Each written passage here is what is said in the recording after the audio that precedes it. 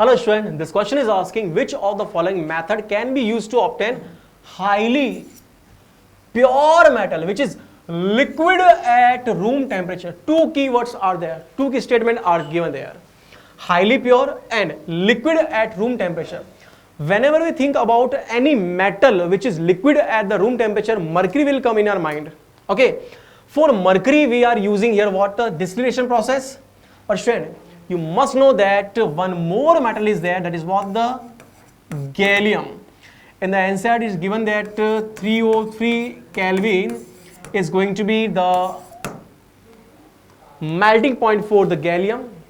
Okay, and if you are talking about the highly pure metal, so that will be the zone refining process, and zone refining process is used for the metalloids like gallium, boron is considered as a non-metal, indium, germanium and the silicon. Okay, electrolysis is the wrong option. Okay, for highly reactive metals, chromatography is going to be wrong option. Now distillation and the zone refining. Zone refining will be the most appropriate because the highly pure metal is for the zone refining method. In case of distillation, we are not getting highly pure. Okay, so we can say that third option is the most appropriate and the final answer for you for this question. Thank you. Hello student, this question is asking match list first in which some species are given, some molecules are given, and the list second in which the shape of these species is given here. Okay, first of all, PCl5 phosphorus pentachloride, we know that this is the sp3d hybrid. Phosphorus is the central atom. 5 chlorine atoms are arranged around this phosphorus in trigonal bipyramidal. It means we can say that for A4 is going to be perfect here. A4, A2 wrong, A3 wrong, A4. It means 3 or 4 can be possible. Next, SF6. Sulfur is having 6 electrons in the outermost shell. So this will show here SF6. This will show here sp3d2. Sulfur is the central atom.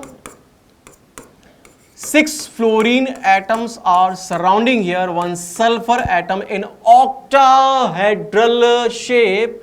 So third option is going to be perfect for the B. B3 is going to be wrong. Perfect. Okay. Next we are having BRF5. Bromine is having the 7 electron in the outermost shell. Out of 7, 5 are making bond with the fluorine. It means one lone pair is left here.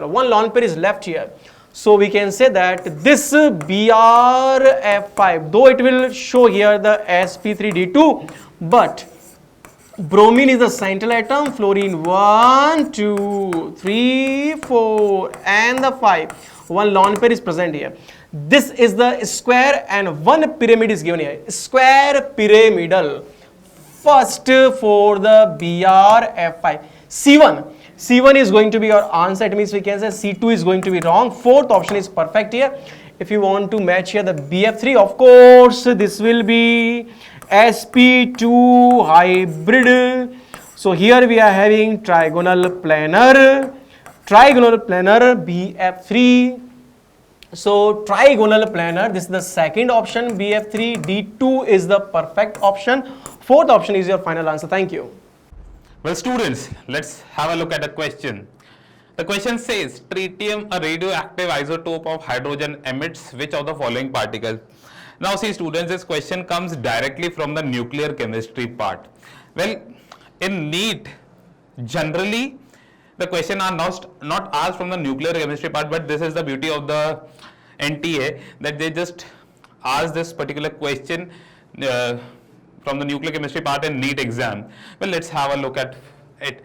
Well, it says that tritium, a radioactive isotope of hydrogen, emits which of the following particles? So, which of the following particles will be emitted? Alpha particle, gamma particle, neutron or a beta particle? Now see students, actually tritium, which is a radioactive isotope of hydrogen, emits a beta particle, that is E-1, 0. and it is also known as a beta particle. So it is a direct question from the nuclear chemistry part that it emits a beta particle. So the correct answer for this goes to be option number 4 for this. So this will be the answer, and I hope you got it. Thank you. Hello dear students, so our next question is, which one of the following polymers is prepared by addition polymerization? Okay, student, always homopolymers will give us addition polymerization reaction. Okay, it will give us addition polymerization, but always copolymers will not give us. Okay, copolymers will not give us addition polymerization. Okay, what is the homopolymers and what is the copolymers? So basically here, if a polymer is made up from different compounds, from one or more than two compounds, then that polymers is known as copolymers, right? But if a polymer is contain only one type of monomers, is known as homopolymers. Okay, now the nylon 6,6, if we will talk about the nylon 6,6, this nylon 6,6 is a copolymer. Nylon 6,6 is a copolymer of adipic acid, and hexamethylene diamine.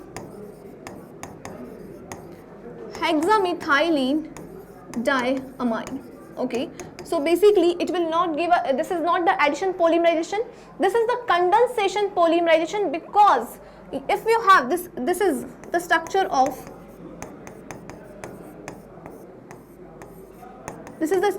adipic acid, and this is the structure of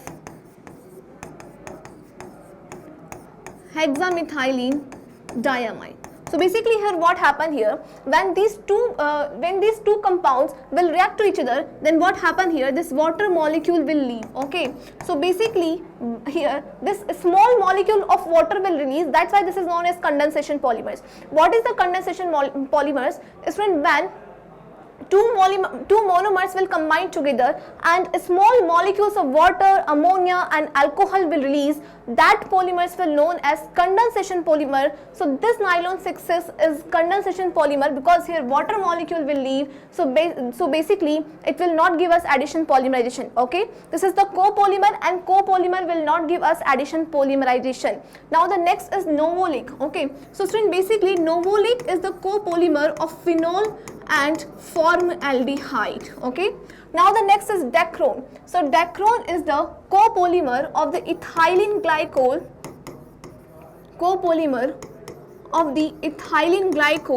and phthalic acid.